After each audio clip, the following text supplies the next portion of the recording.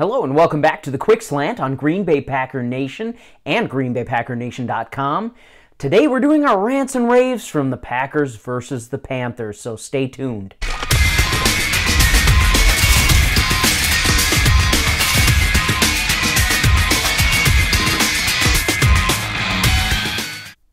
As always, we're going to start out with our raves because we love to be positive about our Packers. First rave that we have to give out, or at least I have to give out, is for Aaron Rodgers returning to the field.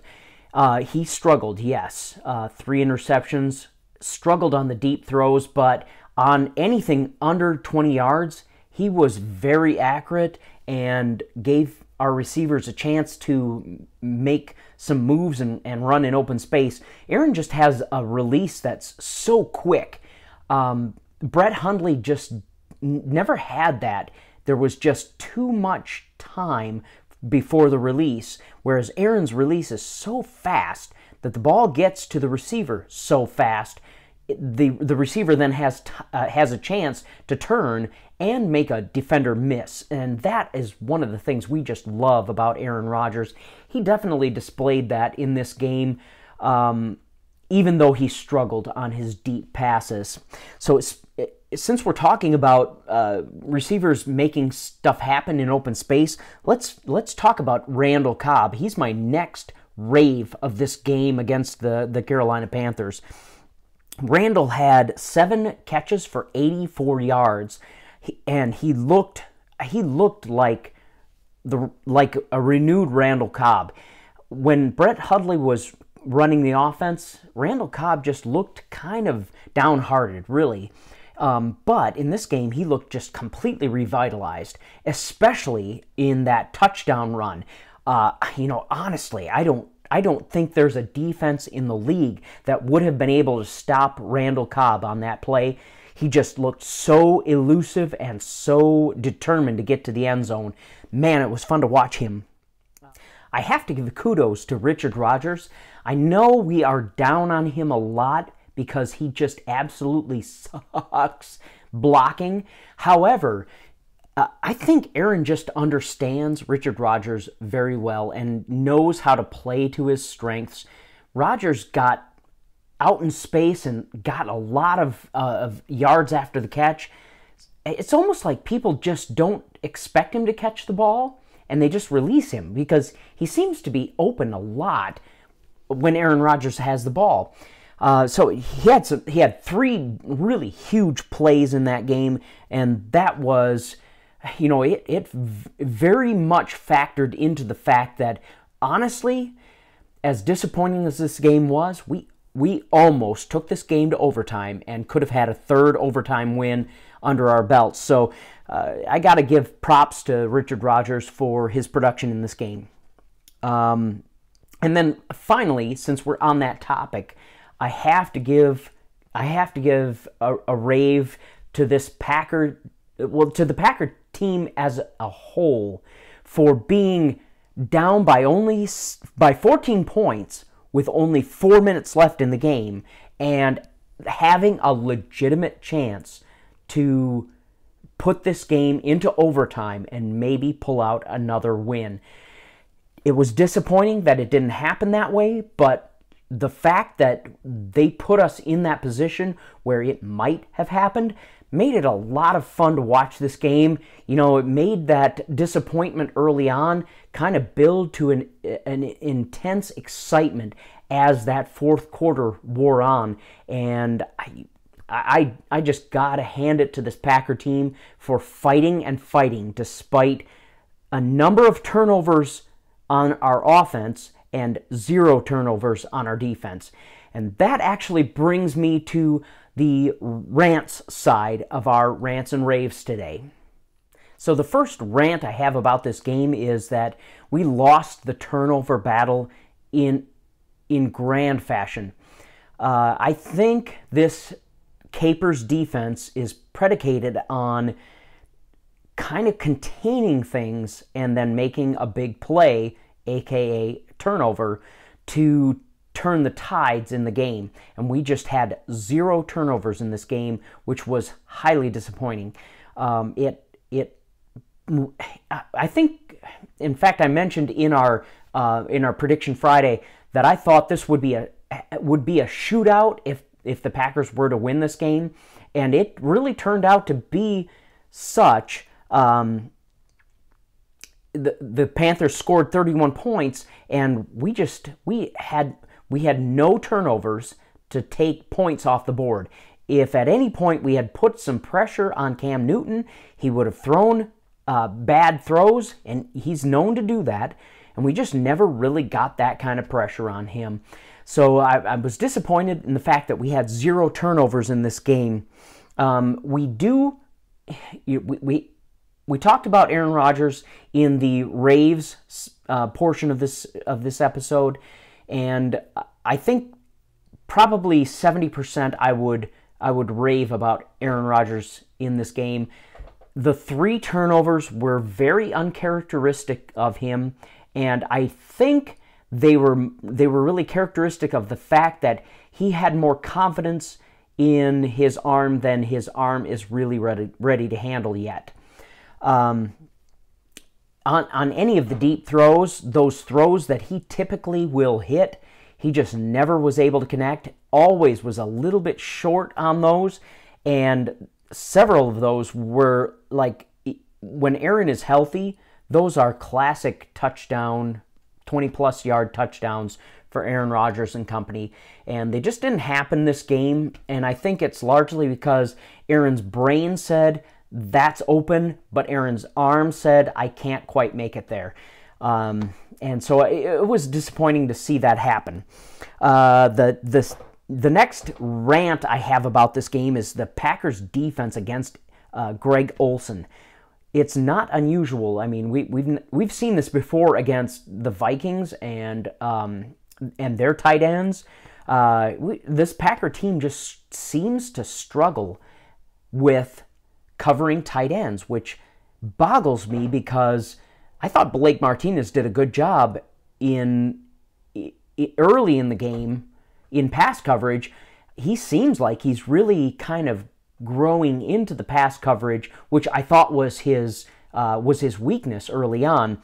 But we just could not cover Greg Olsen. He caught the ball 9 times, and for 116 yards. He averaged a 12.9 yards a catch.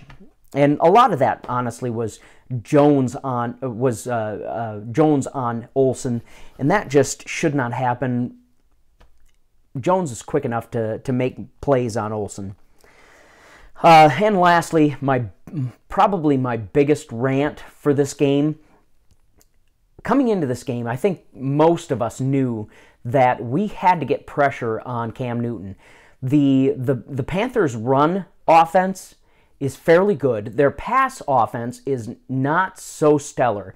And we all know that Cam is really a running quarterback. He actually, I will give credit to him because I think he does a better job as a pocket passer than most of these quote-unquote running quarterbacks in the league. However, that doesn't change the fact that if you get pressure on Cam Newton, he makes some pretty abhorrent throws, and we just never really got to him. He was able to do kind of what he wanted in the passing game, and that was unfortunate. And probably, I think a huge factor in that is the fact that Nick Perry just was nowhere to be found.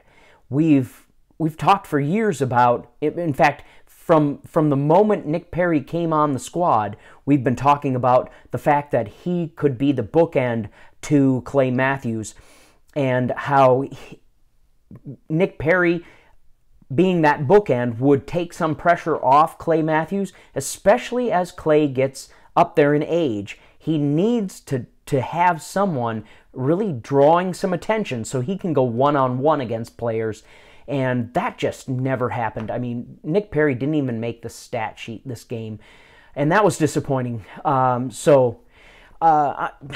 think, all in all, I think this is a really good Carolina team, and Aaron was coming back off a serious injury. All in all, I think the raves outweigh the rants. Yes, we're all disappointed in the outcome of the game, but I think the Raves outweigh the Rants. It was a fun game to watch. There was a lot of exciting play, and it almost ended in miracle fashion. So I thought it was a good game, just from an appreciation of watching the game, a football game. It was, of course, disappointing that we dropped another L into our record. So here's the playoff situation for the Packers going forward. Obviously, we have to win. Have to win our last two games. We have to beat the Vikings. We have to beat the Lions, and we can and should beat both those teams. The Vikings will be a challenge because their defense is still pretty good, but I still feel like Case Keenum is kind of riding a wave. I think he's playing better than what he really is, and I think we can beat the Vikings. I certainly think we can beat the Lions unless Matthew Stafford decides to have one of his blowout games. So of course we have to win out. The Falcons have to lose 3. Now, tonight's game, Monday night game between the Falcons and the Bucs, is going to be crucial.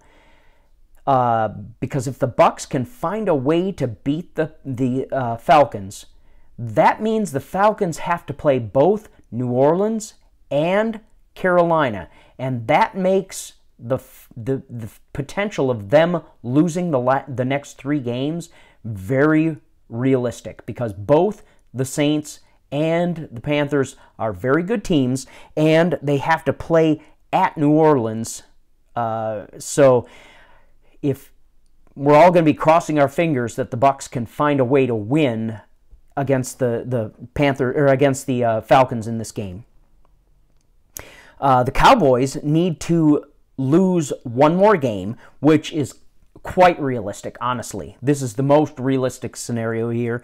They have to play Oakland, which, Oakland might beat them, but they have to play Seattle and Philadelphia, and I just see no way that the Dallas Cowboys beat both Philadelphia and Seattle. They're going to drop one of those games, so that, I think, I'm not too terribly worried about the Cowboys scenario. And then finally, the Seahawks need to lose at least one more game. They play against Dallas and Arizona. So here's really the playoff scenario for the Packers that's most realistic. If Tampa Bay can squeak out a win against the Falcons tonight in Monday Night Football, then and Atlanta loses against New Orleans and Carolina, and the Cowboys lose against Philadelphia but beat Seattle, that would mean that the Packers are in the playoffs if they win out their games. So it's not completely unreasonable. It's a stretch, yes, but it's not completely unreasonable. And of course, as Packer fans, we're just going to hold out hope that we'll somehow pull out a miracle, make it into the playoffs, and until it's said and done, we're not going to admit that we're out of the playoffs. So, yeah, been great chatting with you guys. If you're new here, definitely subscribe, hit the bell notification. I also want to invite you to our NFL Tailgate Party website. We're actually on Facebook.com/NFL Tailgate Party, and we're doing tailgate parties, tailgate videos every week. So we'd love to have you join us there as well. And until then, go Pack.